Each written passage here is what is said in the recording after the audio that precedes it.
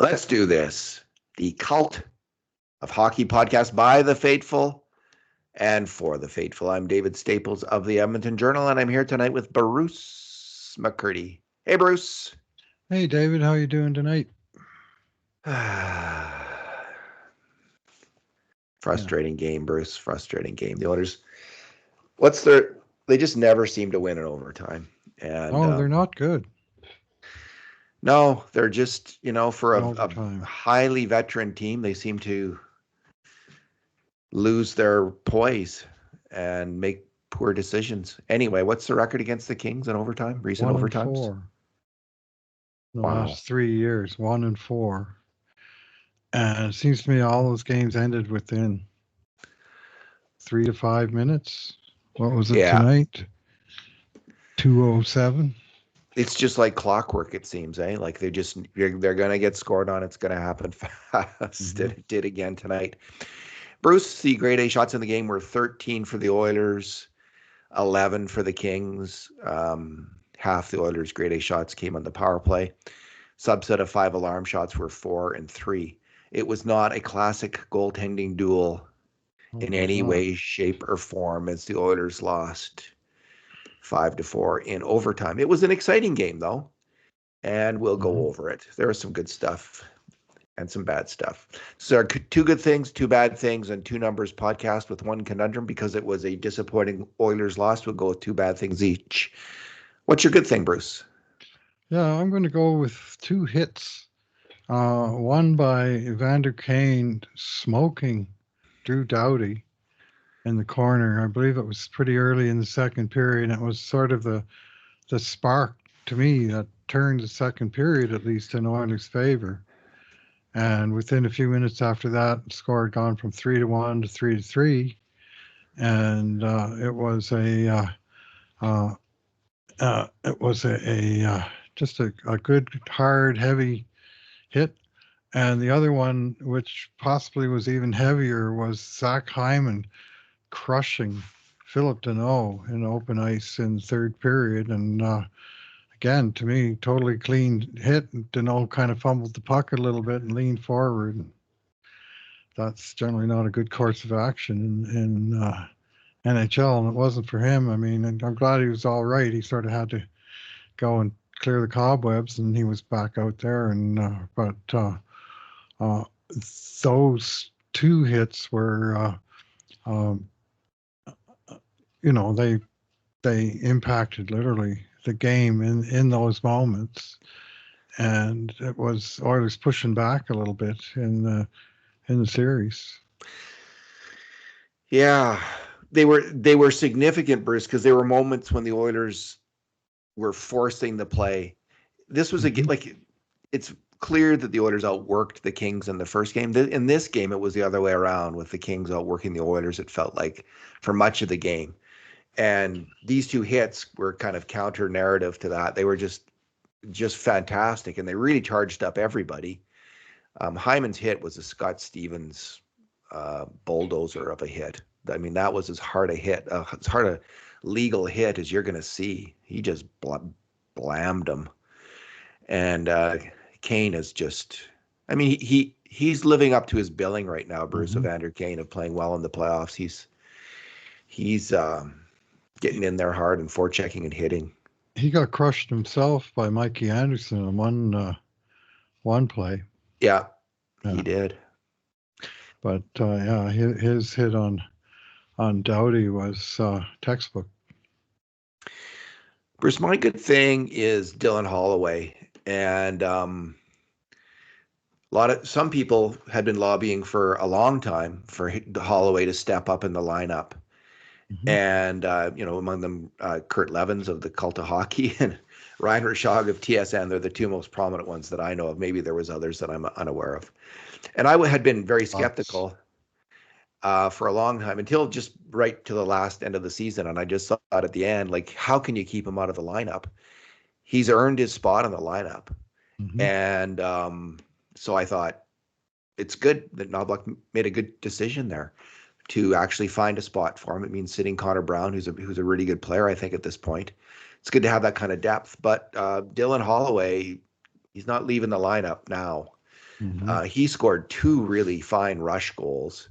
The first one, they break up the ice, and Yanmar drives the net, opens up some space, and Holloway whistles that shot on net, and it's through a screen, a partial screen, and beats Talbot from distance.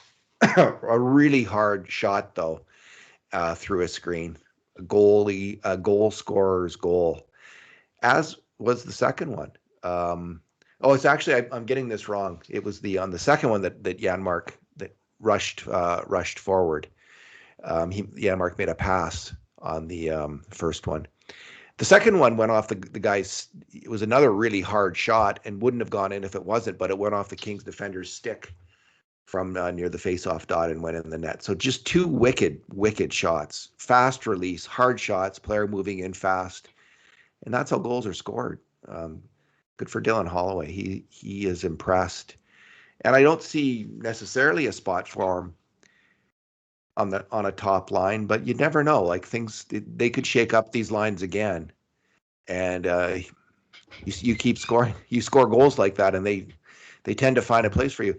Like I could see the Oilers trying to go for more of a checking formation, perhaps, on their third line.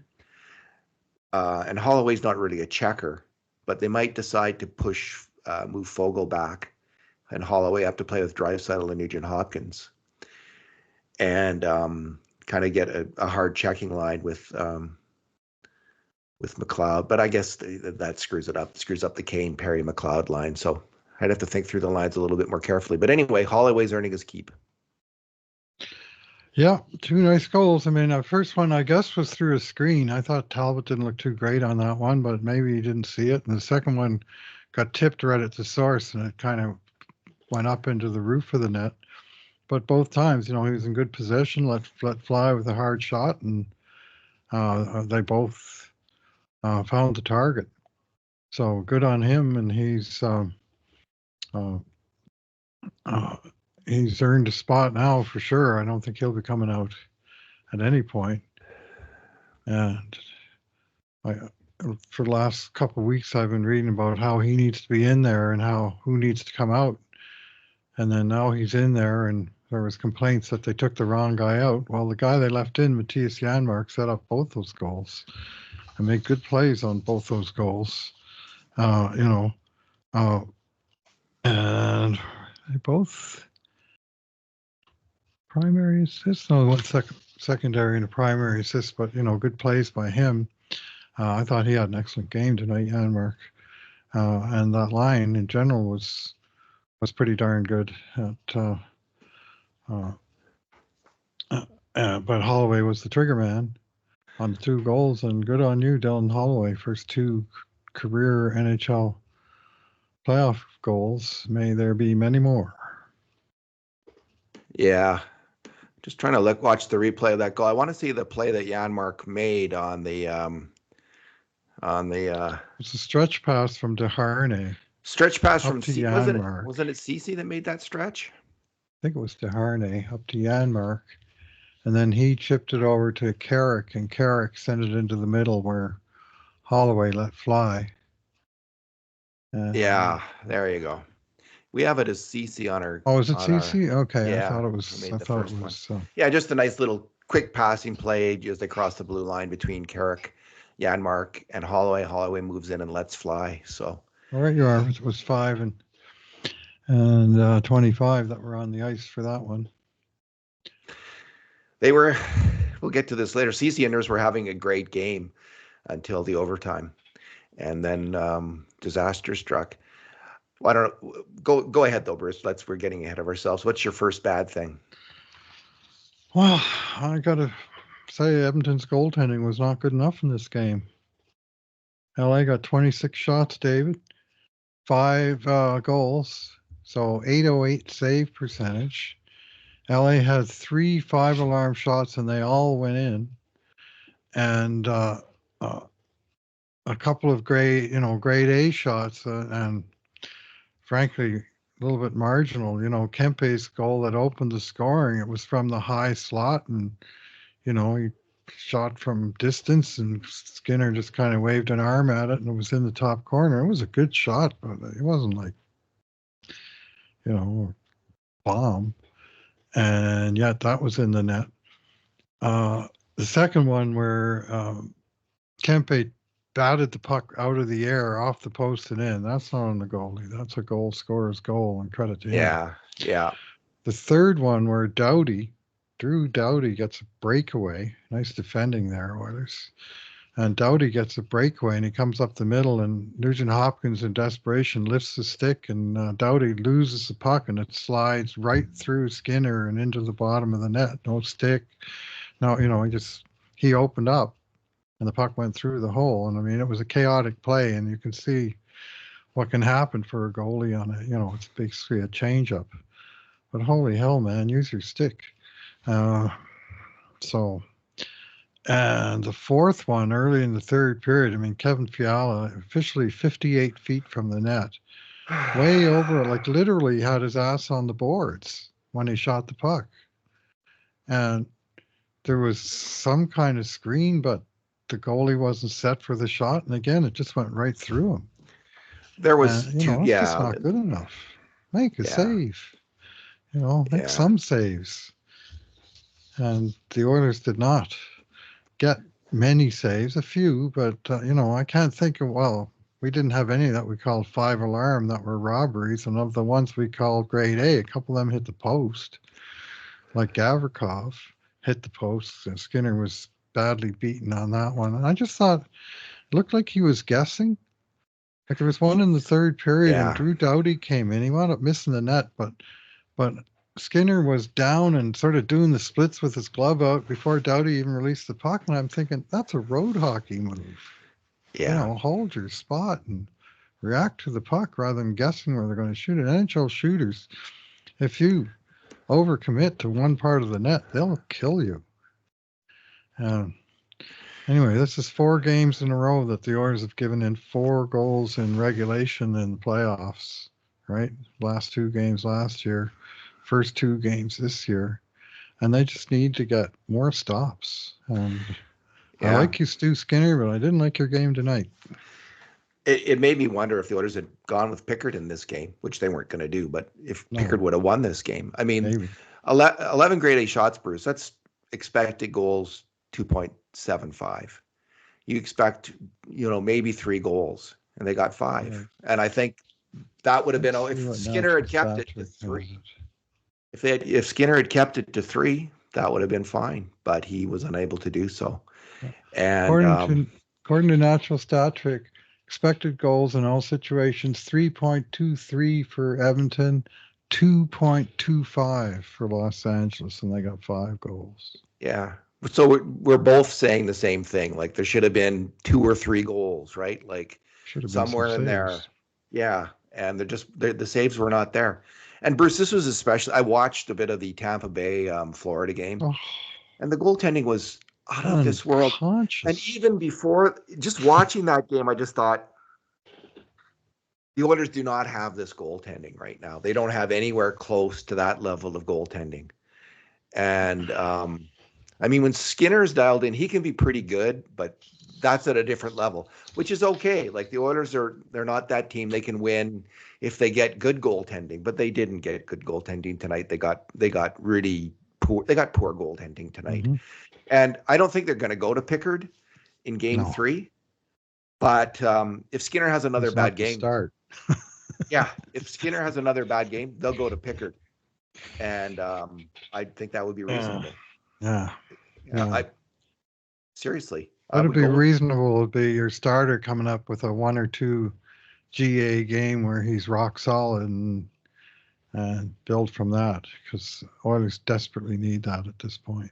I mean, Talbot was iffy too. There was all kinds of outside shots that beat him. Kulak's shot was an outside shot. It was hard, but it was well outside. And as you say, Holloway shots were both outside shots. I think one was through a screen and the other one was deflected. But Talbot made some great saves. He made 3. The third one off of Draisaitl on that late second period power play was the save of the game. And Edmonton never got that save once in this game. Save close to that caliber. Bruce, my bad thing is just the start of the game. And you knew the Kings were going to come out, but the Oilers just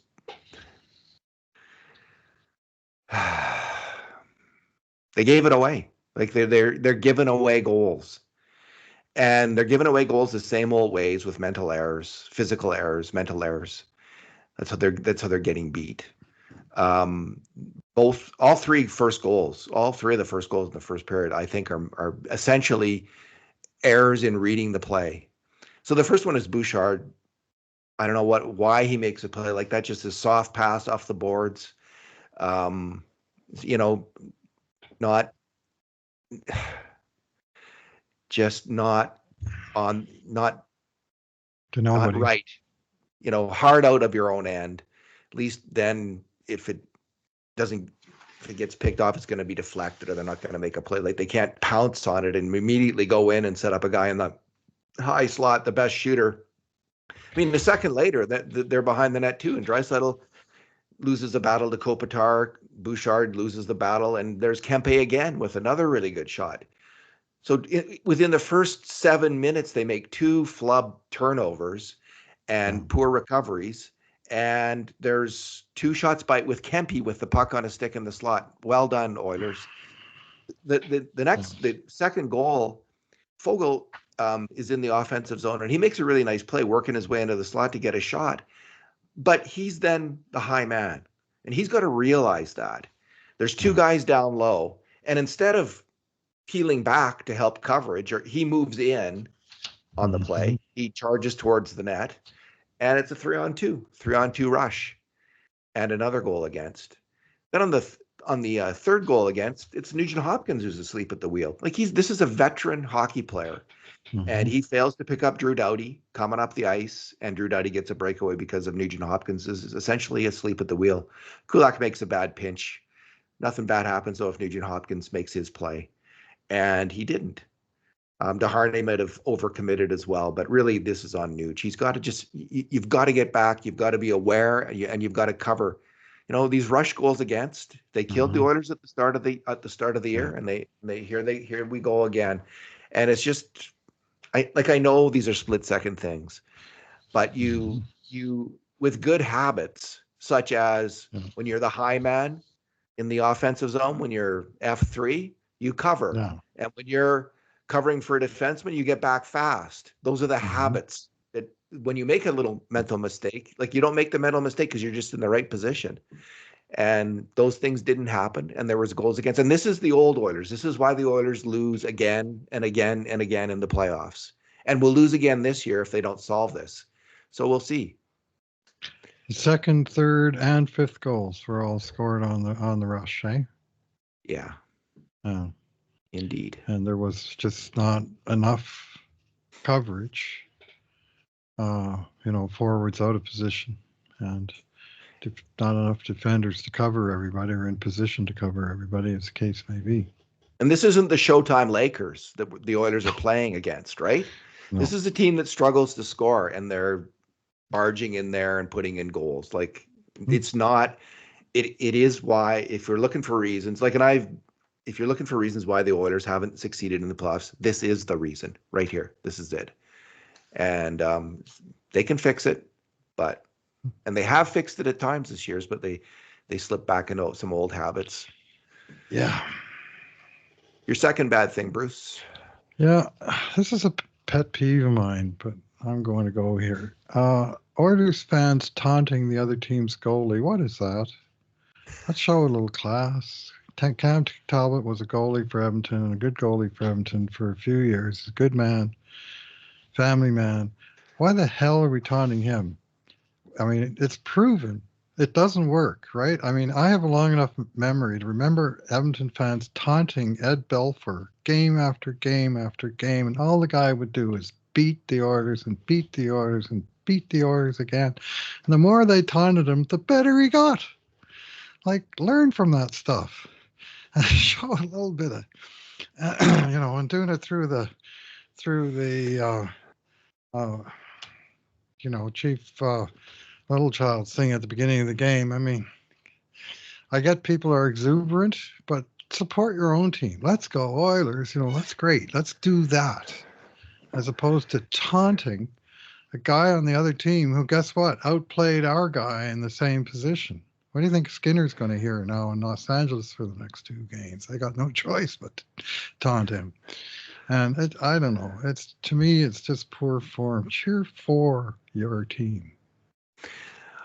Well, the American teams all like every fan base in every NHL city does this, Bruce. I don't think there's a fan base that does not. So I will say, like, so I have mixed feelings about this. On the one hand, I had the same thought as you watching it last game, not this game. I had the same thought, like, why are you doing that? Like, but at the same time, honestly, if I was at the rink, I would do it. I would join in it. I used to turn around to the fans and say, "Stop doing this. Belford's just feeding off of this shit." And of course. You stand in front of hurricanes and say, "Go away, wind. Go away." The fans in one building are going, "Eddie, Eddie, Eddie," and the fans in the other building are going, "Balfour, Balfour," and then all the buildings at Belfour's just, "Hey, I'm the center of attention. I love it. I'm going to stop everything." I like your old. It left scars. I still hate it. I like your old school graciousness and sense of fair play, Bruce. That's it. Very 20th century of me, isn't it? Pete, yes. I think people will fan the way that, like, we now know this on the internet. People are going to behave and say whatever they want to say and do whatever they want to do.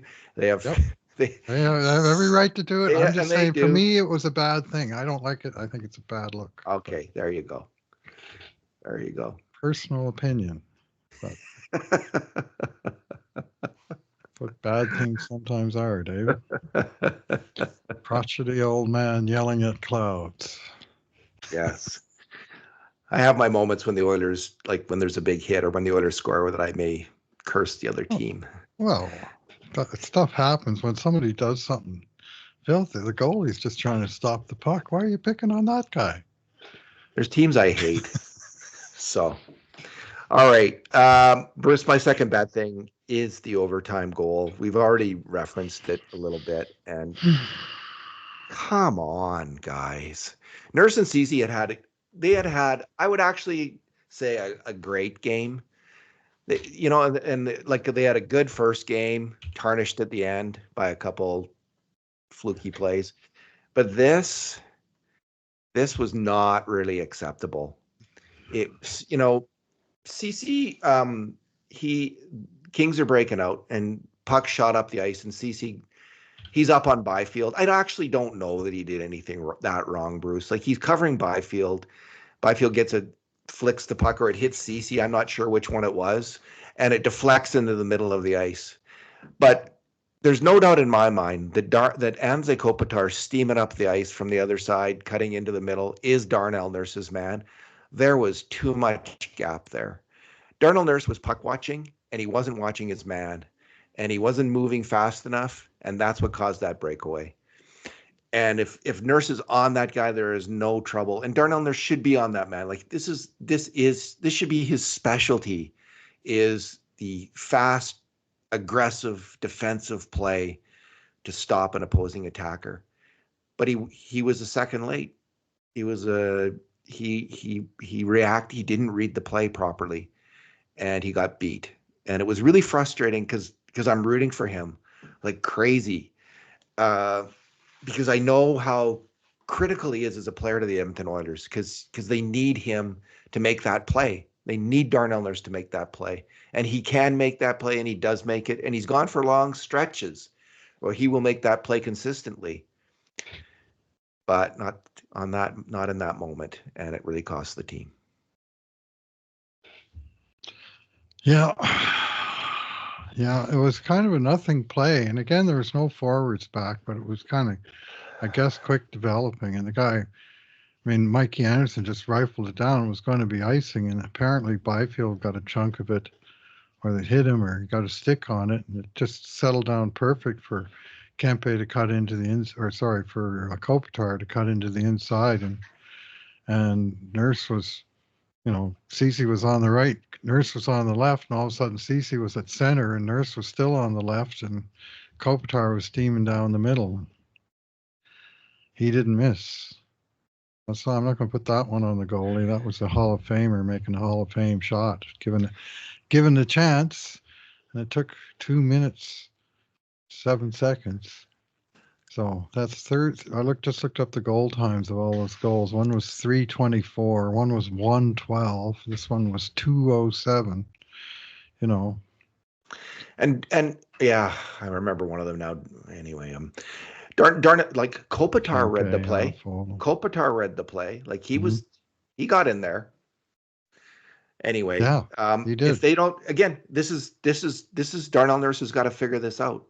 And he did. He did this game in the first 2 games. Man, he's been playing really strong hockey, and I give him credit for that. So he made a mistake. This happens. They got to shake it off. They've got to bring this there. They've got to get. It's got to be defense for the Edmonton Oilers, and just ferocity on defense and on the forecheck. Frankly, that's how they're going to win these games. Is extremely smart. And fanatical defensive play and ferocious forechecking. You will beat the Kings. You could beat the Kings every game in a row if you did that, if you executed that.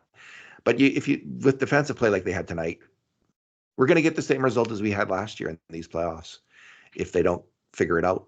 And so we'll see. We'll see.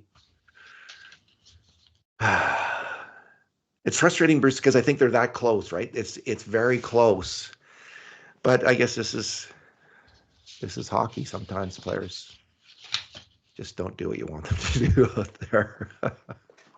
What's your number? No. You go first with the numbers. All David. right. Well, my number is the hitting number, and tonight the hits were apparently 55 to 53 for the Kings. Bruce, I don't know where they're getting all these hits. And maybe I'm wrong because the first game it struck me like the Kings had 65? Yeah, 67. 67 and the Oilers. So 45. Like the Kings had 3 times as many hits in the first game as they averaged in the regular season per game. And tonight it's more than double for both teams. And these games are hard fought, and there is a lot of hitting, but like Adam Henrique had 9 hits. When? Where? I mean, I just think, what is a hit?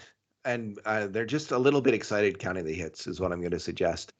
And the adrenaline isn't just on the ice, I would suggest, based on, and it's all over the league. All these games, they're elevating it, and it's like they're pumping playoff hockey. And for sure, it's more physical. Yes. But, if you tell me tonight both teams had over 50 hits, each team had a few very big hits.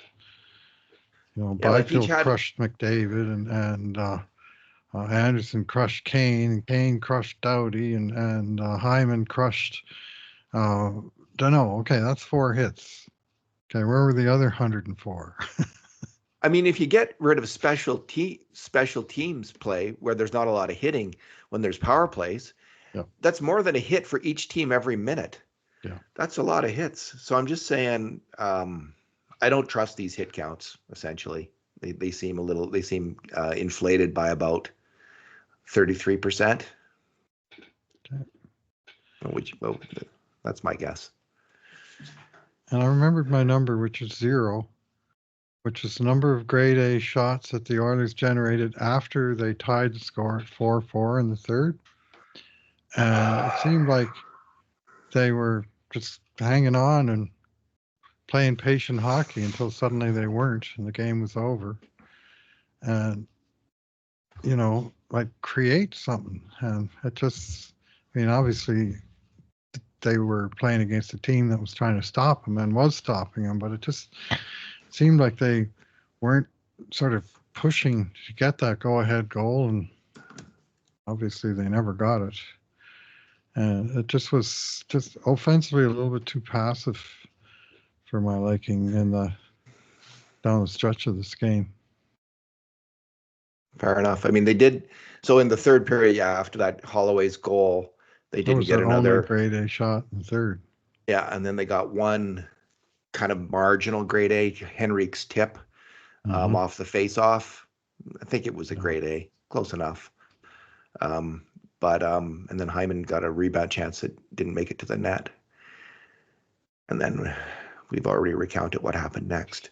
Bruce, our conundrum tonight is who are these guys? Are they the Oilers who played such a strong defensive game in game one, or a team that essentially collapsed defensively in game two? 3 rush goals against, all kinds of mistakes, fairly major mistakes, and mediocre goaltending. My answer is they're both. They are both. I think you can fairly say they are both, which is the good news, right? Because if they were tonight's team, and that was a total anomaly, you'd have no hope of winning the Stanley Cup. But because they can crank it up and play that kind of defensive game, like I haven't abandoned all hope. I'm just skeptical. Yeah. I need to see them play that game 2 games in a row, 3 games in a row in the playoffs. Wouldn't that be nice? Like, instead of just here and there in the playoffs, like once 1 in, let's say 1 in 4 playoff games or 1 in 3 playoff games. How about 1 in 2 or 2 in a row or 3 in a row, where you're just this incredible defensive monster, and that's your identity and that's what you do. And because for all their scoring, they don't have the goaltending, and they don't have enough scoring compared to other teams to win the cup without superlative defensive play. How do you see it? Yeah, there's the rush chances. They got to do something about that. Yeah. Because 3 of them resulted in goals in this game, and it's been a problem on and off. And when it's a problem, the team is not that good of a team. When it's not a problem, they're a very, very good team. And it's a huge key to winning is the Oilers' ability to shut down, those big, odd man rush chances, or free shot from in front of the net off the rush, and they not there yet. They got in one way. You'd say, well, LA got 26 shots tonight and 3 plus periods, and they got 37 in game one. Maybe the Oilers played better defense in this game. No way. Maybe they they limited the volumes, but the quality was, grade A's. And even then, you have a real strong game of goaltending and they win 4-2, and you're saying they were all right defensively, but they didn't get that either. So, yeah, that's true. If Skinner had stopped like the first shot and the Fiala shot in the third period, like those 2 more outside shots, you can expect saves, generally speaking, on those 2 shots. Although Kempe's shot was he's such a great shooter, and that was a really great shot, the first shot. But you'd still make a big save, and there were no big saves. Not one from Skinner tonight. Oh, nothing really exceptional for sure. So we'll see. We'll see what these guys. It's kind of a fascinating thing here, Bruce. Like, it's hard to separate, just being the fan from being the observer. But if you can, if you just, it is a fascinating thing to see if this group of people can learn from their mistakes and get better. Can that actually happen with this group of players, or will they? Because I think in the end, this is a team capable of winning, and they just need to learn, and then they need to learn fast and on the fly here, and make it stick. One thing I did like, and I don't know if I saw it in the third period, I thought that in the second period the coach adjusted. He took Draisaitl's line off the Kopitar line, and put McDavid's line out there, but I think it might have shifted back in the third. I don't know if he was really that focused on line matching Knoblauch, but I like the matchup. I would like to see McDavid against the Kopitar line. I think it's a better matchup for the Oilers than Draisaitl's line. Not that I think Leon's been playing really well, but I just think McDavid dominates the game more, and it's in the offensive end more. You want Kopitar playing in his own end and Kempe in his own end. It was obviously the Perry Kane line out there in overtime right against Kopitar's line, was it not? Yep. So. Yep, not quite sure how that happened, but it happened, and they got victimized. Final thoughts, Bruce? Yeah, 4 goals against or more just isn't going to do it in this league. And I was just looking up in their last 2 playoff years, a clear majority of games with 4+ goals against in each of the last 2 years. 9 out of 16 and 22, 7 out of 12 last year, 2 out of 2 this year. It's kind of just that's not good, but it's kind of a relief because I feel like I'm harping on this defensive stuff. Like I feel like I'm going overboard on it, but I'm not, am I? I mean, this is the issue. This is real. Guys, like I just think like, am I the only person who thinks this? But no, like clearly, I'm I'm not crazy on this point. This is the issue, and man alive, it is a huge issue. And it's just so frustrating because they made a ton of progress during the season, but now we got to see that manifest itself in the big games. Yeah, and it did in game 1. It just didn't tonight. So, alrighty, let's leave it there, Bruce. Thanks for talking tonight. Game 3, 8:30 next time, in case you thought this was late. I was thinking about that. Back in the day of Hockey Night in Canada, when our game started at 6, that means all those games in Toronto and Montreal started at 8, correct? Yep. So we can't complain too much. I mean, all those years, Hockey Night in Canada, all those fans in Toronto and Montreal had to wait up late to go to the game. Way back in the original 6, I used to start those games in Newfoundland. I'd come on the air at 10 o'clock, partway through the first period, but that would mean it started at 8 p.m. Eastern. But also the games didn't take 2 hours and 40 minutes with 9 TV timeouts back then either. That's true. But if we're going to be old school, as you were, 18-minute intermissions. If we're going to be old school as you were with the booing of the goalies, we have to suck it up and say, yeah, whatever. Yeah, that's being a Canadian. Being a Canadian is staying up 8 o'clock and staying up late. We should be thankful for quick overtime. It's nothing worse than staying up until 3 a.m. and then giving in one, losing the game. I just had a sinking feeling in overtime. I actually had a good feeling in the third period that the Oilers were going to win. I thought they would score again, but then, as you say, they came up with nothing. And then when I got to overtime, I was not so optimistic. All right. Thanks, Bruce. Thanks for talking tonight. All right. Thanks for listening. Tune up. Go get them next time, all fans. And in the meantime, and in between times, this has been another edition of the Cult of Hockey podcast.